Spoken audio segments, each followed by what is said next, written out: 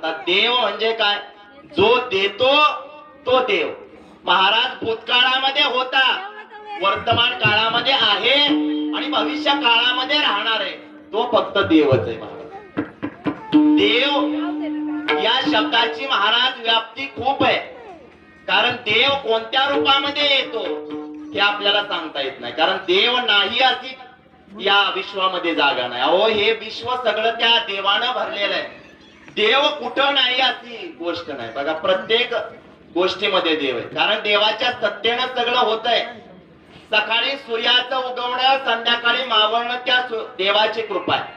अहो, वाऱ्याचं वाहन असेल, वृक्षाचं पान सुद्धा त्याच्या सत्तेशिवाय हलू शकत नाही. तुझी आस तेरे बोलणे, तुझी आस तेरे बोलणे, तुझी आस तेरे बोलणे, तुझी आस तेरे बोलणे, सूर्याचे चालणे, तुझी आपणे, सूर्याचे चालणे, तुझी आपणे, ऐसा तू समर्थ ब्रह्मांडाचा धनी,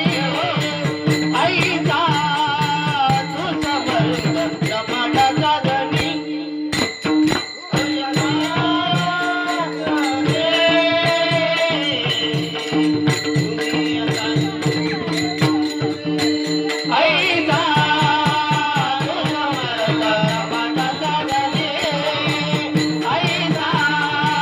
तू समर्थ ब्रह्मांडाचा धनी. तुझ्या सत्तेने वेदासी बोलणे, सूर्यासी चालणे, तुझ्या बळे, ऐसा तो ब्रह्मांडाचा धनी. बघा, इतका समर्थ आहे. कर्तुम अकर्तुम अन्यथा अकर्तुम शक्तीनं युक्त असा तो ईश्वर आहे. त्याच्या सत्तेशिवाय महाराज काही होत नाही. बघा, माझं बोलणं तुमच्या कानावरती ऐकायला येतंय ना, ती त्या ईश्वराची कृपा आहे. चाले हे शरीर कोणाची आहे? सत्ते. कोण बोलविते हरिविन. त्या देवाच्या कृपेशिवाय जगामध्ये काही होऊ शकत नाही. आणि देव प्रत्येक ठिकाणी. बघा, आपल्या हृदयामध्ये सुद्धा देवाचं वास्तव्य आहे. प्रत्येक गोष्टीमध्ये बघा देव आहे. फक्त तो देव पाहण्याची किंवा तो अनुभवण्याची महाराज एक विधी, एक कला आहे. बघा, आपण सगळे शेतकरी आहोत. कांदा घेतला, कांदा, तर कांद्यामध्ये कांद्याचं बी आहे का हो महाराज? तर कांद्यामध्ये कांद्याचं बी आपण नाही म्हणताय, परंतु कांद्यामध्ये कांद्याचं बी आहे. ते मिळवण्याची एक कला आहे. कांदा महाराज अर्धा कापावा लागतो. अर्धा उभा नाही कापायचा, आडवा कापायचा. आणि वरचा भाग हा जमिनीमध्ये लावायचा. वरचा भाग जमिनीत नाही लावायचा. वरचा भाग कापून द्यायचा आणि मुळीचा भाग जमिनीमध्ये त्या ठिकाणी वाफ्यामध्ये लावायचा. माती थोडीशी वरून टाकायची आणि त्याला पाणी द्यायचं महाराज. 5-6 दिवसानं त्याला कोंब येतात. एक 10-12 दिवसानं 4-5 असे त्या ठिकाणी लांबडे कोंब निघतात. 1-2 महिन्यानंतर परत त्याला बोंड येतात. आणि ती बोंड 1 महिनाभरानं पक्व झाली की ती पक्व झालेली बोंड महाराज तोडायची आणि मग त्याच्यामधून ते बी भेटतं महाराज. दुधामध्ये तूप आहे का हो? दुधामध्ये तूप आहे ना? मग गाईचं दूध काढलं सकाळी की लगेच तूप येतंय का वेगळं करता? तर त्याची एक विधी आहे. ते दूध गरम करावं लागतं, उकळवायचं, परत कोमट होऊ द्यायचं आणि कोमट दुधामध्ये महाराज विरजण टाकायचं दह्याचं. 4-5 दिवसामध्ये त्या ठिकाणी ते चांगलं दही लागलं जातं. परत त्याच्यामध्ये महाराज घुसळण करायची त्या रवीची. आणि घुसळण केल्यानंतर लोणी एका बाजूला आणि ताक एका बाजूला येतं. आणि मिळालेलं लोणी गरम भांड्यामध्ये ज्यावेळेला आपण त्या ठिकाणी त्याला उष्णता देतो, ते उकळल्यानंतर महाराज ते तूप आपल्याला प्राप्त होतं. बघा, अगदी त्या पद्धतीनं या हृदयामध्ये महाराज देव आहे. फक्त तो देव त्या सद्गुरूची कृपा झाली आणि त्यानं नामस्मरण दिल्यानंतर महाराज त्याचं दर्शन होत असतं. बघा, देवाचं दर्शन प्रत्येकाला होतं महाराज.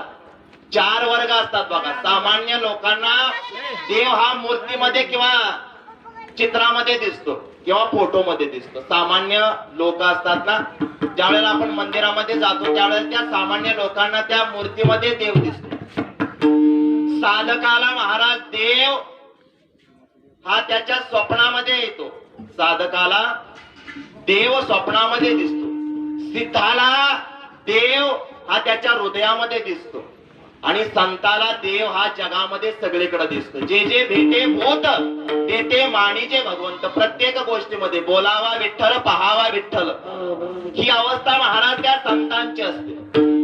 आणि मग तुकाराम महाराज सांगतात की तो देव आपलासा केल्यानंतर सगळ्या सुख तुम्हाला प्राप्त होतील. बघा, कोरोनाचं संकट महाराज 2 वर्ष आपल्या या जगावरती, सगळे मंदिर सगळे बंद झाले महाराज.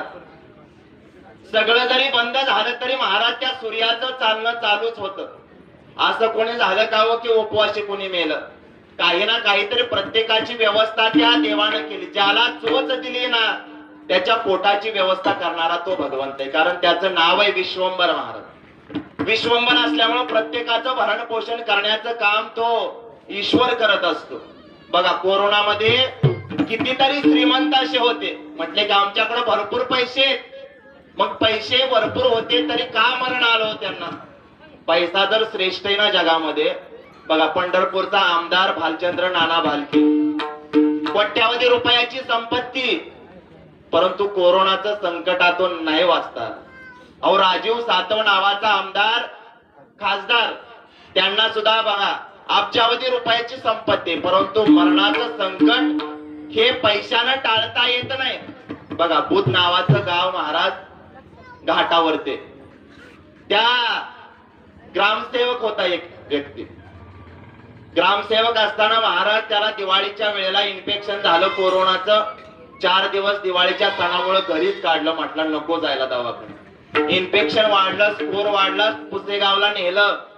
पुसेगावच्या डॉक्टरांनी सातारला पाठवलं. सातारवरून पुण्याला सह्याद्री हॉस्पिटलला शिफ्ट केलं महाराज. खर्च किती करावा? एक व्यक्ती आयुष्यभर कमवू शकत नाही. एखादा गरीब व्यक्ती आयुष्यभर कमवू शकणार नाही एवढा खर्च केला. 45 लाख रुपये खर्च केला महाराज, तरी देखील त्यांना पैसा वाचवू शकला नाही महाराज. बघा, तुमच्याकडे पैसा संपत्ती कितीही असू द्या, मरणाचं संकट आपल्याला टाळता येत नाही. बघा, ज्या वेळेला विलासरावजी देशमुख त्यांच्या दोन्ही किडन्या फेल झाल्या आणि चेन्नईच्या दवाखान्यामध्ये त्यांना ऍडमिट केलं आणि दवाखान्याच्या बाहेर त्यांच्या कार्यकर्त्यांना गर्दी केली. डॉक्टरांना ते विनंती करताय, डॉक्टरांच्या पाया पडायला लागले कार्यकर्ते. म्हटले, डॉक्टर साहेब, आमच्या हजारातील कुणाचीही एकाची किडनी घ्या, परंतु आमचा साहेब वाचला पाहिजे. आमच्यातील एखादा गेला तरी चालेल, परंतु आमचा लाखोचा पोशिंदा आमचा साहेब वाचला पाहिजे. त्यावेळेला डॉक्टरांना बघा, त्या युवकांना सांगितलं, तुम्ही तुमची किडनी द्याल, मी माझ्या प्रयत्नानं सगळं तुमच्या साहेबाचं ऑपरेशन पूर्ण करेन, परंतु तुमच्या साहेबाला वाचवायचं का घेऊन जायचं त्या ईश्वराच्या हातामध्ये. शेवटच्या वेळेला महाराज तो देव आपल्याला आठवतो. म्हणून जगातील प्रत्येक सुख जर आपल्याला पाहिजे असतील ना, तर तो देव आपलासा केला पाहिजे. कारण हरी आठवीचा सुख एक आहे, हरी आठवीचा सुख एक आहे, हरी आठवीचा सुख एक आहे, हरी आठवीचा सुख एक आहे, हरी आठवीचा सुख एक आहे, हरी आठवीचा.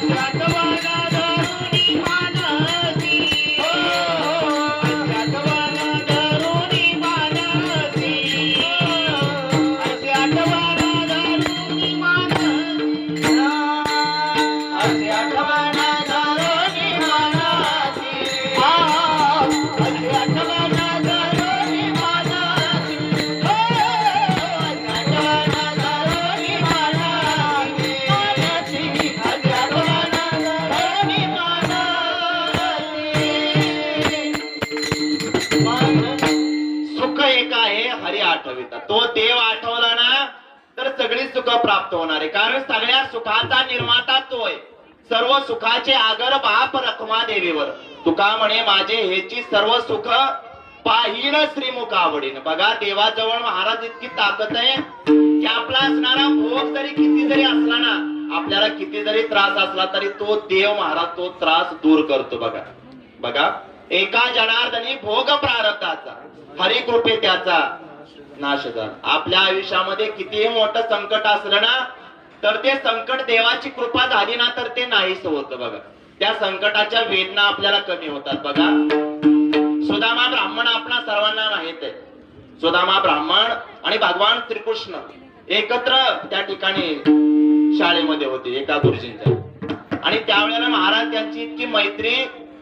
परंतु भगवान श्रीकृष्ण द्वारकेचा राजा झाला आणि सुदामा ब्राह्मण 18 विश्व दारिद्र्य घरी आला. भोग त्याच्या नशिबामध्ये होता आणि महाराज त्याचं लग्न झालं. इकडं भगवान श्रीकृष्णाच्या द्वारकेमध्ये ते राज्य करतायत आणि सुदामा आपल्या नगरामध्ये त्या ठिकाणी राहतायत.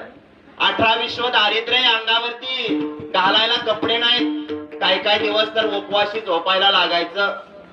कष्ट इतकं करायचा परंतु हातामध्ये पैसे काही राहायचे नाही. आणि त्या सुदाम्या ब्राह्मणाची पत्नी म्हणायची अहो एकदा जावा तुमच्या मित्राकडे जावा, त्या मित्राकडून काहीतरी घेऊन या, तो निश्चित तुम्हाला मदत करेल. परंतु त्या ठिकाणी आमचा सुदामा ब्राह्मण इतका स्वाभिमानी म्हटला की माझा भोग आहे ना तो मलाच भोगावा लागेल. परंतु महाराज त्या ठिकाणी त्या पत्नीचा हट्ट महाराज आहे तो पुरवावाच लागतोय. कारण बायकांचं महाराज ऐकायलाच लागतं बरं का. बायकोचं देवाला सुद्धा ऐकायला लागलं. बघा प्रभू श्रीरामचंद्रांना जानकी माता म्हटली वनवासामध्ये गेल्यानंतर की देवा मला त्या सुवर्णासारख्या दिसणाऱ्या हरिणाच्या कातडाची मला चोळी शिवायची. देवाला ऐकायला लागलं महाराज. देव ते हरिणाची शिकार करण्यासाठी गेले. देवाला ऐकायला लागते तुमचं माझं काय. अहो प्रत्येकाला ऐकायला लागतं. इथं जरी मी कीर्तनकार असलो तरी घरी गपकारच. प्रत्येकाला महाराज ऐकायला लागतं. बघा एका राजानं पण मांडला की गावामध्ये जो कुणी बायकोचं ऐकत नाही ना त्याला 1000 सोन्याच्या मोहरा द्यायच्या. सूर्यवंशी वस्तीपर्यंत दौंडी आली महाराज की बायकोचं कोण ऐकत नाही ना त्याला बक्षीस. झालं म्हटले बरं ठीक आहे. दौंडी पिटल्यानंतर तो दिवस आला महाराज. रांगा 2 बनवल्या. बायकोचं ऐकणाराची रांग आणि बायकोचं न ऐकणाराची रांग. बायकोचं ऐकणाराची रांग महाराज सूर्यवंशी वस्तीपासून फलटण पर्यंत पोहोचले आणि बायकोचं न ऐकणाराच्या रांगेमध्ये फक्त कीर्तन करत. एका बाजूला एक रहत. आणि त्या ठिकाणी राजा म्हटला की आपल्या राज्यामध्ये एकच व्यक्ती असा आहे म्हटले बायकोचं न ऐकणारा. म्हणले त्याचा सत्कार करायचा. बोलवा पुढं. स्टेजवरती बोलवलं. म्हटले हार घाला, सोन्याच्या मुद्रा द्या त्याला. त्यावेळेला तो ग्रहस्थ म्हटला थांबा थांबा राजे साहेब थांबा, माझं ऐकून तरी घ्या. म्हटले काय झालं. अहो तुम्ही म्हणताय तसं काही नाही. कोरोनाची 3री लाट येते म्हणून घरूनच बायको म्हटली होती. 4थी येते. कोरोनाची 4थी लाट येते घरूनच बायको म्हटले की गर्दीमध्ये जाऊ नका म्हणून साईडला उभं राहा. बघा प्रत्येकाला बायकोचं ऐकावंच लागतं. आणि त्या पद्धतीनं सुदामा ब्राह्मणाला सुद्धा ऐकावं लागलं. आणि सुदामा ब्राह्मण चालत चालत त्या ठिकाणी पायामध्ये चप्पल नाही काय नाही. भर उन्हाळ्याच्या दिवसामध्ये वरून तो सूर्य त्या ठिकाणी तापतोय. घाम अंगातून येतोय. आणि तो सुदामा ब्राह्मण त्या द्वारकेच्या दारावरती आला. त्या द्वारपालांना अडवलं. त्यावेळेला द्वारपालांना सुदामा ब्राह्मण म्हणतायत की मला जाऊ द्या, तुमच्या राजाकडे जायचंय. कोण आहे. त्यावेळेला त्या ठिकाणी त्या सुदामा ब्राह्मण सांगितलं की तो देव आहे ना तो माझा मित्र आहे. जाऊन त्या द्वारपालांना विनंती केली. अरे द्वारपाल कन्हैयास कह दो. अरे द्वारपाल कन्हैयास कह दो.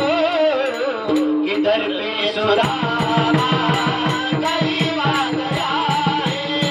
इधर पे सुदामा गरीब आ गया है. अरे द्वारपाल याद कह दो. अरे द्वारपाल कन्हैयास कह दो. इधर पे सुदामा गरीब आ गया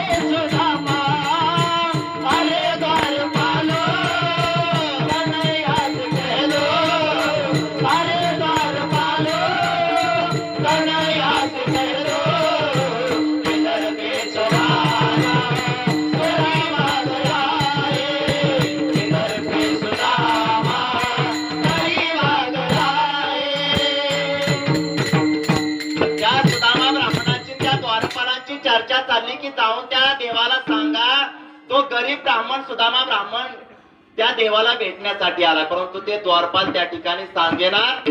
त्या दारावरची कुजबुज ऐकून देव म्हटला काय झालंय त्या दरवाजावरती. त्यावेळेला सांगितलंय की कोणतरी गरीब सुदामा ब्राह्मण आलाय. सुदामा ब्राह्मण म्हटले की देव सिंहासनावरून खाली आले धावत, त्या ठिकाणी द्वारपालांच्या जवळ गेले आणि त्या सुदामा ब्राह्मणाला कडकडून महाराज मिठी मारले. सुदामा ब्राह्मणाची देवाची भेट झाली. सुदामा ब्राह्मणाला त्या देवानं आतमध्ये नेलं, सिंहासनावरती बसवलं.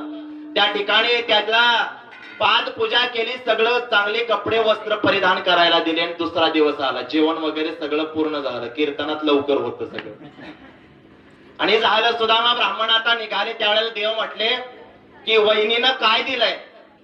त्यावेळेला सुदामा ब्राह्मणाला त्याच्या बायकोनं फक्त एक मूठभर पोहे दिले होते, परंतु त्या गाठोडीमध्ये बांधलेले होते. ते पोहे त्या ठिकाणी तो लपवायला लागला. त्यावेळेला भगवंताने ते पोहे पाहिले आणि ते पके मारे कोरडीचे. त्या देवाने ते पोहे खाल्ले आणि जात असताना त्या सुदाम्याला म्हटले की आता अंगावरची कपडे तरी भरजरीत देव देईल म्हटले. देव म्हटला काय नाही सुदामा, आता हे कपडे सुद्धा काढून ठेवा. आणि ती जुनी कपडे घातली. सुदामा निघाला महाराज. सुदामा ज्या वेळेला त्याच्या गावामध्ये आला ना, त्यावेळेला त्याचं गाव सोन्याचं करून दिलं होतं. ही ताकद महाराज कोणाची तर त्या देवाची, कारण ललाटीचं पुसण्याची ताकद त्या देवाकडे. कारण आपल्याकडे कितीही मोठा भोग असू द्या, त्या देवानं आपल्यावरती महाराज कृपा केली ना, तर त्या देव असा फक्त घेतो अगोदर आणि मग देतो. घेसी तेव्हा देसी. बघा सुदाम्या ब्राह्मणाचं पोहे घेतलं. ज्या वेळेला त्या द्रौपदी मातेनं महाराज बघा देवाच्या बोटाला कापलं. कापल्यानंतर एक चिंदी बांधली. काय केलं, देवाच्या बोटाला कापलंय, तिनं कसला विचार केला नाही. अंगावरचा शालू आहे महाराज, भरजरीत शालू त्या ठिकाणी तारकीनं फाडला आणि ती एक चिंदी देवाच्या बोटाला बांधली. देवानं त्या चिंदीच्या बदल्यामध्ये ज्या वेळेला भर सभेमध्ये त्या द्रौपदीच्या वस्त्रहरणाचा प्रसंग आहे, त्यावेळेला त्या चिंदीच्या बदल्यामध्ये त्या देवाने 1000 साड्या महाराज त्या ठिकाणी पुरवल्या. कारण देव अगोदर घेतो. घेत असताना महाराज तो तुमचा भाव घेईल. भाव म्हणजे आपला भाव नाही, भक्ती भाव घेतो बर का. कारण मराठी भाषा अशी महाराज कशी वळेल काय सांगता येत नाही. बघा मराठी भाषेमध्ये इतकी ताकद आहे. मराठी भाषा उच्चार करताना सुद्धा वेगळा उच्चार झाला तरी अर्थ बदलतो. लिहिताना जरी वेगळं लिहिलं ना, चुकीचं लिहिलं तरी अर्थ बदलतो. ऐकताना व्यवस्थित नाही ऐकलं तरी बघा मराठी भाषा लिहिताना जरी चुकलं तर काय होतं बघा. गुरुजींना एक वाक्य मुलांना लिहायला सांगितलं, आम्ही सारे बैलगाडीत बसून गेलो. वाक्य लिहित असताना बैलगाडी हा शब्द एकत्र लिहायचा, परंतु मुलं महाराज इतके हुशार. त्या मुलानं काय केलं, बैलगाडी लिहिताना बैल वेगळा शब्द लिहिला आणि गाडीत वेगळा लिहिला. अख्ख्या वाक्याचा अर्थ महाराज बदलला. आम्ही सारे बैल गाडीत बसून गेलो. लिहिताना जोडाक्षर लिहायचंय बैलगाडीत, बैल वेगळा आणि गाडीत लिहिलं तर महाराज किती मोठा घोटाळा होतो बघा. एका चोराला शिक्षा दिली राजानं, तुला फाशीची शिक्षा. त्यावेळेला त्या चोरानं सांगितलं की राजे साहेब तुमच्या पाया पडतो, एवढी वेळ मला माफ करा. राजा म्हटला बरं ठीक आहे माफ करतो, फक्त लिहून द्यावं लागेल. स्टॅम्प वरती लिहायचं मी चोरी करणार नाही, केल्यास मला फाशी द्या. झालं, स्टॅम्प आणला, स्टॅम्प वरती चोराने लिहिलं मी चोरी करणार नाही, केल्यास मला फाशी द्या. फक्त पूर्णविराम चुकीच्या जागेवरती दिला. पूर्णविराम कुठं द्यायचा होता, मी चोरी करणार नाही इथं. झालं, परत चोरही त्या ठिकाणी चोर करायला लागला आणि परत त्या राजानं पकडलं त्या चोराला. म्हटले अरे तुला पाठीमागच्या वेळेस सांगितलं होतं, तू लिहून दिलंय. म्हटले आता तुला फाशी. म्हटले लिहून दिलंय, बर स्टॅम्प आणा. स्टॅम्प आणला. स्टॅम्प मध्ये महाराज इतका घोटाळा केला होता त्यानं की फक्त पूर्णविराम चुकीच्या जागेवरती दिलता. मी चोरी करणार पूर्णविराम नाही, केल्यास मला फाशी द्या. फक्त पूर्णविराम चुकीच्या जागेवरती गेला तर महाराज किती घोटाळा होतो बघा. डॉक्टरांना सांगितलं म्हातारीला हलवून औषध पाजा. मुलं आले, औषध आणलं मेडिकल मधून. म्हातारीला हलवून औषध पाजायचं. एका मुलानं पाय धरले, एका मुलानं हात धरले आणि हलवलं महाराज. औषध पाजायच्या आधीच म्हातारी. एका डॉक्टरांना सांगितलं औषध पाण्यामध्ये घ्या, तर पाण्यामध्ये घ्या म्हटले. बरं ठीक आहे. मग कॅनलला पाणी आलं होतं, कमरे एवढ्या पाण्यामध्ये गेलं ना औषध. ऐकताना व्यवस्थित ऐकावं लागतं, कारण मराठी भाषा अशी महाराज ती बोलताना ऐकताना लिहिताना व्यवस्थित लिहायला लागते. बघा आज आपण या ठिकाणी कीर्तनाचा कार्यक्रम कशासाठी असतो? वर्ष श्राद्धाचा आणि कीर्तनाचा काही एक संबंध नाही. बघा वर्ष श्राद्धाला कीर्तन ठेवावंच असं काही नाही, फक्त महत्वाचा विधी येतो पिंडदान. परंतु कीर्तन का ठेवावं तर ज्यावेळेस ते ब्राह्मण काका आतमध्ये मंत्र उच्चारण करत असतात, पिंडदान होत असतं त्यावेळेस ते मंत्र संस्कृत मध्ये असतात. ते मंत्र जसेच्या तसे जर बोलता नाही आले तर त्या मंत्राचा अर्थ बदलतो आणि तो दोष लागतो. जसा मगाशी नुसता पूर्णविराम बदलला तरी अर्थ बदलतो. तो शब्द जसाचा तसा बोलता आला नाही ना तर तो दोष लागतो. महाराज तो दोष निर्माण झालेला दोष बघा. ब्राह्मण काका सांगतात की आचमन घ्या, एक पळीभर पाणी घ्यायला लावतात, ते बारकी पळी असते. ते पाणी जर जास्त झालं ते पाणी जर पिलो ना तर दारू न पिता दारू पिल्याचा दोष लागतो असं भागवत सांगतो. म्हणून हे सगळे दोष महाराज कीर्तनातून जातात. कारण कीर्तनामध्ये महाराज जेथे कीर्तनाची जागा तेथे देव असते उभा. घेता नाम विठोबाचे पर्वत जळती पापाचे. कारण नामसंकीर्तन साधन पै सोपे जळतील पापे जन्मांतरीची. ही ताकद महाराज कीर्तनामध्ये, म्हणून या वर्ष श्राद्धाला कीर्तन ठेवायचं असतं. मग महाराज सांगतात की तुम्हाला सुख पाहिजे ना तर तो देव आपलासा करा. देव आपलासा करत असताना एका गृहस्थानं प्रश्न केला की आमच्याकडे सगळे गाडी आहे, बंगला आहे, जमीन दागिने सगळं जगातली सुख सगळे. त्यावेळेला महाराज म्हणतात हे सगळं एरते माईक आहे, एरते माईक दुःखाची जनती नाही आधी अंती अवस्थानी. 11:30 वाजून गेल्या. सगळं माईक आहे. अभंगाच्या दुसऱ्या चरणामध्ये महाराज सांगतात की सगळं काही माईक आहे, फक्त देव हा खरा आहे. मग तो देव खरा आहे तर आम्ही काय करायचं तर त्यावेळेला महाराज सांगतात की तुम्ही काही करू नका. तो अविनाशी असा असणारा परमात्मा आहे ना, तो आपलासा करण्यासाठी महाराज अभंगाच्या तिसऱ्या अविनाश करी आपुले आयसे, अविनाश करी आपुले आयसे, हा अविनाश करी आपुले आयसे, अविनाश करी आपुले आयसे, अविनाश करी आपुले आयसे, अविनाश करी आपुले आयसे, अविनाश करी आपुले आयसे, अविनाश करी आपुले आयसे, अविनाश करी आपुले आयसे, लावी मना पिसे गोविंदाचे, लावी मना पिसे गोविंदाचे, हे रती माई के दुःखाची जनाची, हे रती माई के दुःखाची जनाची, हे रती माई के दुःखाची जनाची, हे रती माई के दुःखाची जनाची, अविनाश करी आपुली आईचे, लावी मना पिसे गोविंदाचे, लावी मना पिसे गोविंदाचे, हे रती माई के दुःखाची जनाची, हे रती माई के दुःखाची जनाची, हे रती माई के दुःखाची जनाची, हे रती माई के दुःखाची जनाची, दुःखाची जनाची.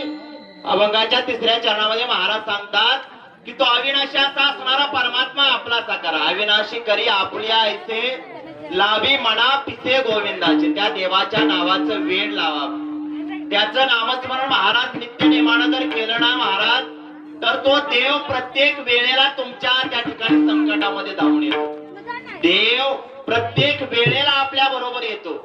मागे पुढे उभा आहे सांभाळी देव. देव उभा मागे पुढे, उगमी कोरे संकट, उगमी कोरे संकट, उगमी कोरे संकट, देव उभा मागे पुढे, उगमी कोरे संकट, उगमी कोरे संकट, उगमी कोरे संकट. देव उभा मागे पुढे उगवे कोडे संकट. कसलंही संकट येऊ दे, देव बरोबर असला ना तुम्ही काय पण करा. बघा देव बरोबर असला ना तुम्ही चोऱ्या पण करा. महाराज काय सांगताय? अहो त्या गोपाळांना काय केलं? त्या गोकुळामध्ये देवाबरोबर चोऱ्या केल्या महाराज. देव बरोबर होत्या परंतु त्यांच्या चोऱ्या महाराज जगाला वंद्य झाल्या, शिरता वंद्य झाल्या. तुम्ही काय पण करा बघा, राजकारण करा, देवाला धरून करा महाराज, विजय तुमचाच होणार. अगदी मारामारी करा देवाला धरून. बघा पांडवांना काय केलं हो? मारामाऱ्याच केल्या. कौरवांच्या बरोबर मारामाऱ्या केल्या. त्या ठिकाणी त्यांच्या त्या मारामाऱ्यात जगाला वंद्य ठरल्या. महाराज तुम्ही सांगताय म्हणून कोणी बाबा असं करायचं नाही, नाही तर महाराजांना सांगितलंय देवाला बरोबर घ्यायचंय, चोऱ्या मारामाऱ्या असं काय विषय. अगदी तुम्ही कोणतंही काम बघा, सज्जन कसाई देवाचं नामस्मरण करत होता, व्यवसाय त्याचा त्या ठिकाणी मांस कटिंगचा होता, परंतु तो देवाला कधी विसरला नाही. देवानं त्याला महाराज मोक्ष दिला. कारण देव बरोबर असला ना तरी कोणीही तुमचं वाकडं करू शकत नाही. बघा कीर्तनामधून जाताना एकच वाक्य घेऊन जा. बघा आकाशामध्ये किती चांदणे आहेत तो अगणित, त्या मोजता येणार नाही. एवढे जरी तुमचे शत्रू असले ना, आकाशामध्ये जेवढ्या चांदण्या आहेत तेवढे जरी तुमचे शत्रू असले आणि एकटा देव जर पाठीराखा तुमचा असला ना तरी कोणही तुमचा एक केस सुद्धा वाकडा करू शकतो. देव राखे तया मारील कोण. अहो देवानं जर ठरवलं ना महाराज तुम्हाला सही सलामती करायचंय ना, बघा मागच्या 6 महिन्यापूर्वी बघा आपल्या भारत देशाचे संरक्षण खाते ज्यांच्या ताब्यामध्ये होते बघा, बिपिनजी रावत, 4 खाते आपल्या भारताचे सगळे त्यांच्या ताब्यात आहेत. 14 जण विमानामध्ये बसले महाराज. त्या विमानाला ऍक्सिडेंट झाला परंतु त्या ऍक्सिडेंट मध्ये महाराज एक व्यक्ती वाचला. का तर देव त्याचा पाठीराखा होता महाराज. कितीतरी वेळा असं होतं बघा, भला मोठा ऍक्सिडेंट होतो आणि त्या ऍक्सिडेंट मध्ये सगळे मरण पावतात परंतु एक दोघच वाचतात. का तर त्यांचा पाठीराखा महाराज देव आहे. म्हणून तो देव आपलासा केला पाहिजे, त्याच्यामुळे तुम्हाला सुख भेटेल. अविनाशी असा असणारा परमात्मा आपलासा केला पाहिजे, त्याच्याशिवाय जगामध्ये काही खरं नाही. सत्य तू सत्य तू सत्य तू विठ्ठला. जगामध्ये सगळ्यात खरी गोष्ट काय असेल तर तो पहिल्यांदा ईश्वर आहे, देव आहे महाराज. परंतु आज बघा हिंदू धर्मामध्ये आपण राहतो, हिंदू धर्मातले निम्मी लोक महाराज आज देव मानत नाहीत. परंतु त्या मुसलमानामध्ये बघा 5 वर्षाचं जरी लहान पोरगा असलं ना तरी त्याला नमाज पढण्यासाठी त्या ठिकाणी त्या दर्ग्यामध्ये नेलं जातं, मशिदीमध्ये नेलं जातं आणि आमची पोरं त्या मंदिरामध्ये जाऊन पत्ते खेळतात महाराज. देव आहे फक्त तो अनुभवला पाहिजे. मग देव आहे, देव आहे, देव आहे,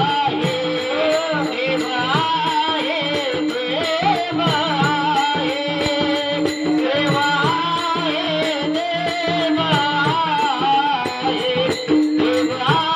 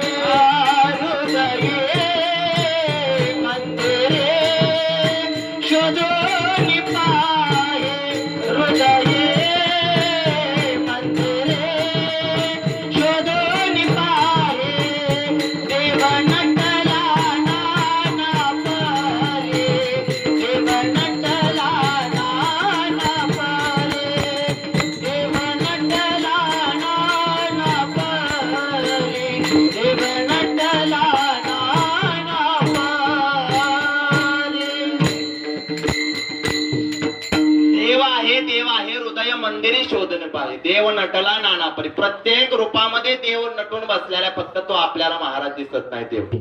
देव पाहण्याची मागाशी सांगितली ती कला आहे महाराज. कारण देवाचं नामस्मरण जरी केलं ना तरी तो देव आपलासा होतो. मग महाराज सांगतात की अविनाशी असा परमात्मा आपलासा केल्यानंतर होतं काय तर आपली कीर्ती अजरामर राहते. तुका म्हणे एका मरणीची सरे उत्तमची उरे कीर्ती मागे. आपली कीर्ती पाठीमागे राहते बघा. महाराज तुम्ही म्हणताय की कीर्ती पाठीमागे कशी राहायला पाहिजे? कीर्ती अशी पाठीमागे राहायला पाहिजे की आपण गेल्याची बातमी, आपण आपल्या मरणाची बातमी ज्यावेळेला गावामध्ये जाईल ना त्यावेळेला त्या गावामध्ये प्रत्येक व्यक्तीच्या डोळ्यामध्ये पाणी यायला पाहिजे. एवढं चांगलं जीवन आपलं जग असलं पाहिजे.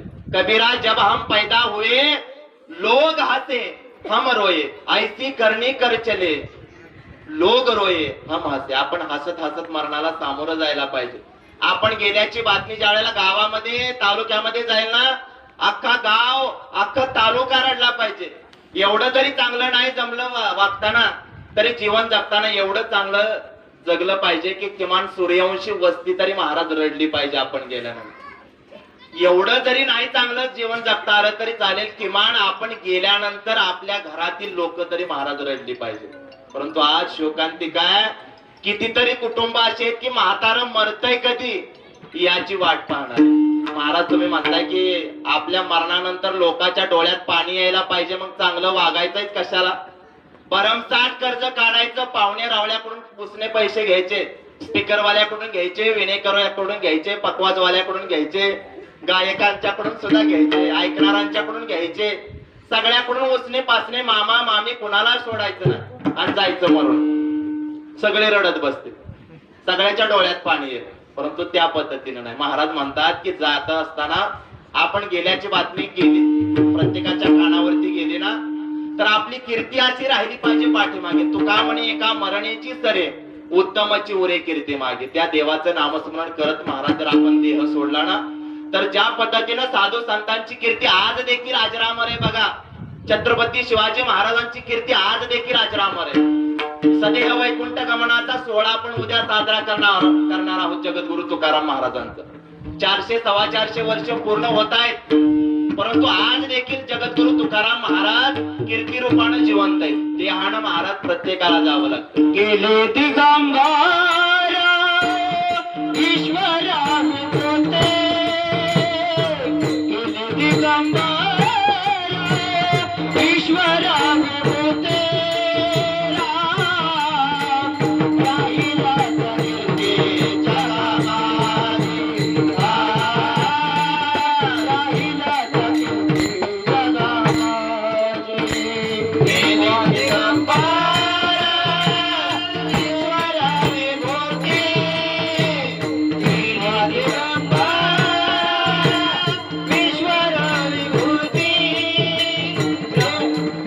राहिला कीर्ती जगामागे,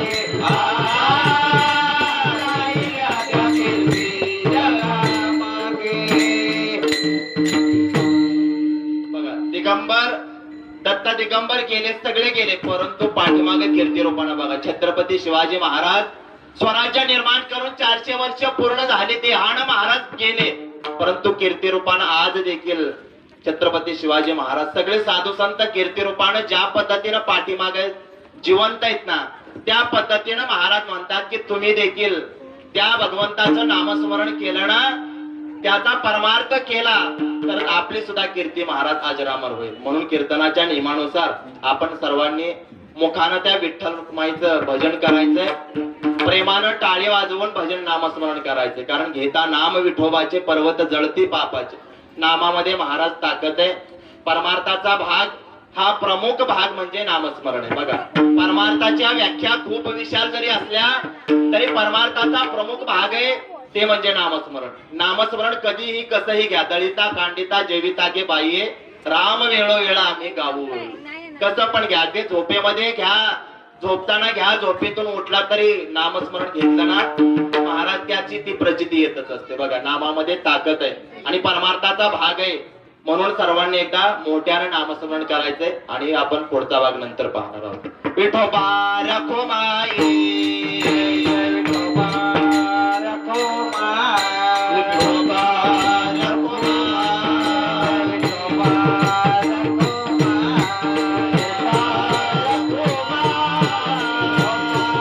रखो माई, विठोबा रखो माई, विठोबा रखो माई, विठोबा रखो माई, विठोबा रखो माई.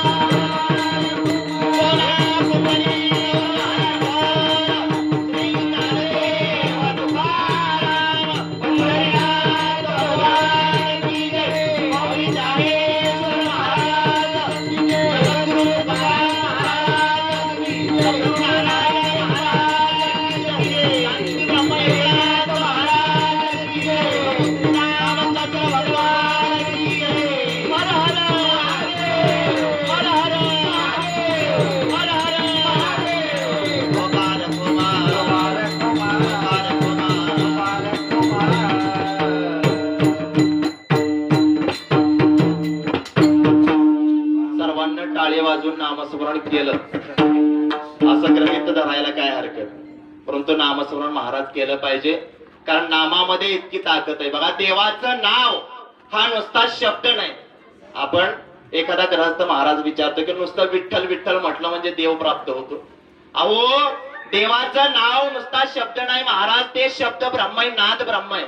कारण देवाचं नाव इतकी ताकद आहे बघा. पहिला शब्द ओमचा आहे. ज्या वेळेला ही सृष्टी निर्माण होती ना, त्यावेळेला पहिला शब्द ओमचा आहे. ओंकार प्रधान रूप गणेशाचे, त्या ओमच्या ध्वनीनं महाराज हे सगळं जग निर्माण झालंय बघा. सहज आपण त्या ठिकाणी पकवाजावरती थाप मारली ना तरी ओमचा ध्वनी निघतो. टाळ जरी असा एकदा वाजवला ना तरी ओमचा ध्वनी निघतो. पेटीचा स्वर सुद्धा ओमचा ध्वनी काढतो. विण्याची तार एकदा छेडली ना तरी ओमचा ध्वनी निघतो. देवाचं नाव हा नुसता शब्द नाही, तर तो शब्द ब्रह्म आहे, कारण शब्दामध्ये ताकद आहे. शब्द हा बाणासारखा आहे. भात्यातून निघाला महाराज ना, शब्द निघाला ना की गेला, तो परत माघारी घेता येत नाही. आणि शब्दामध्ये इतकी ताकद आहे. तलवारीमध्ये जेवढी ताकद आहे ना तेवढी ताकद शब्दामध्ये बघा.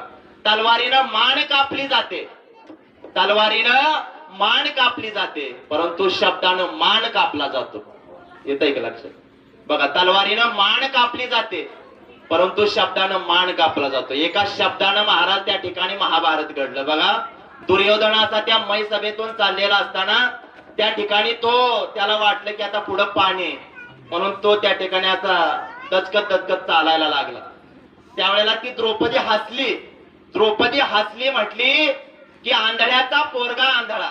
फक्त तेवढा शब्द त्यानं लक्षामध्ये ठेवला आणि त्या ठिकाणी ते सगळं रामायण महाभारत घडलं महाराज.